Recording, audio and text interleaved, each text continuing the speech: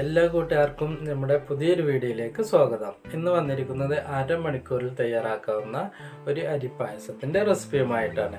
അതെങ്ങനെ തയ്യാറാക്കാമെന്ന് നോക്കാം. നമുക്ക് ആദ്യം തന്നെ 1 കപ്പ് ഉണക്കലരിയാണ് എടുത്തിരിക്കുന്നത്. ഉണക്കലരി നമുക്ക് 1 കപ്പ് എടുത്തതിന് ശേഷം നമുക്ക് ഇത് നന്നായി കഴുകി വൃത്തിയാക്കാം. ഞാനിപ്പോൾ കുറച്ച് എടുത്തിട്ടുള്ളൂ. നിങ്ങൾക്ക് എത്രയോ ആവശ്യം അതിനനുസരിച്ച് എടുക്കാവുന്നതാണ്. അതിനനുസരിച്ച് മറ്റുള്ള അളവുകൾ കൂട്ടിക്കൊടുത്താൽ മതിയാകും. ഇനി നമുക്ക് നന്നായിട്ട് കഴുകി വൃത്തിയാക്കിയതിന് ശേഷം നമ്മളിത് ഒരു കുക്കറിലാണ് വേവിച്ചെടുക്കുന്നത്. കുക്കറിൽ വേവിച്ചെടുത്താൽ ഏറ്റവും പെട്ടെന്ന് വേവിച്ചെടുക്കാം. അതിന് വേണ്ടിയിട്ടാണ് കുക്കർ എടുത്തിരിക്കുന്നത്. അപ്പോൾ നമ്മൾ തേങ്ങാപ്പാൽ മൂന്നാം പാലാണ് ഇതിലേക്ക് ചേർത്തി കൊടുക്കുന്നത്. ഒരു 2 കപ്പ് മൂന്നാം പാലും ഒരു 1/2 കപ്പ് വെള്ളം. 1/2 കപ്പ് അല്ലെങ്കിൽ 1 കപ്പായാലും കുഴപ്പമില്ല. അപ്പോൾ നമുക്ക് ഇത് ചേർത്തി ഒരു 6-7 വിസിൽ വരെ നന്നായിട്ട് കൂക്കിച്ചെടുക്കാം. നമ്മുടെ അരി നന്നായിട്ട് വെന്ത് വരുമ്പോഴേക്കും നമ്മൾക്ക് ഇതിലേക്കുള്ള ശർക്കര പാനീയം റെഡിയാക്കിയെടുക്കാം. നമ്മളിവിടെ 5 ശർക്കരയാണ് എടുത്തിട്ടുള്ളത്. നിങ്ങൾക്ക് എത്ര മധുരം ആവശ്യമുണ്ടോ അതിനനുസരിച്ച് ശർക്കര ചേർത്തി കൊടുക്കാം. അപ്പോൾ നമ്മൾ തൽക്കാലം 5 എടുത്തിട്ടുള്ളൂ.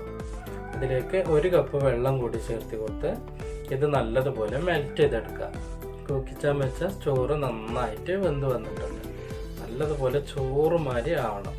ഇത് നമ്മൾ ശർക്കര പാനീയത്തിൽ ഇടാനില്ലതാ. അപ്പോൾ ഒന്നുകൂടി ടൈറ്റ് ആകും. അതുകൊണ്ട് നല്ലതുപോലെ വേവിച്ചെടുക്കണം. ഇപ്പോൾ നമ്മളെ ശർക്കര റെഡിയായി വന്നിട്ടുണ്ട്. ഇപ്പോൾ നമ്മൾക്ക് എന്ത് ചെയ്യുക, നമ്മൾ പായസത്തിൻ്റെ ചെമ്പെടുത്ത് വെക്കുക. നമ്മൾ ഇവിടെ തൽക്കാലം ഒരു ഉരുളിയാണ് എടുത്ത് വെച്ചിരിക്കുന്നത്. നമ്മളിതിലേക്ക് മെൽറ്റ് ചെയ്ത് ആ ചൂടോടെ തന്നെ നമ്മൾ ശർക്കര പാനീയം ഇതിലേക്ക് ഒഴിച്ചു കൊടുക്കുക. എന്നിട്ട് നമ്മൾ കൂക്കി റെഡിയായി വന്ന ചോറ് കൂടി ഇതിലേക്ക് ചേർത്ത് കൊടുക്കുക. എന്നിട്ട് നല്ലതുപോലെ ഇളക്കിയെടുക്കണം.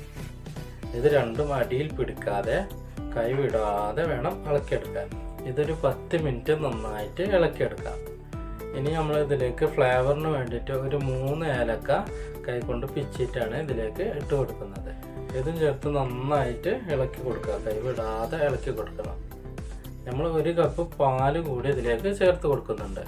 പശുമ്പാൽ അതുകൂടി ചേർത്ത് കൊടുത്തിട്ടുണ്ട്. ഇനി നമ്മൾ ഇതിലേക്ക് നേരത്തെ നമ്മൾ എടുത്തു വെച്ച പിഴിഞ്ഞ് വെച്ച തേങ്ങാപ്പാൽ കൂടി ഇതിലേക്ക് ചേർത്ത് കൊടുത്ത് കൈവിടാതെ ഇളക്കിക്കൊണ്ടേ ഇരിക്കുക.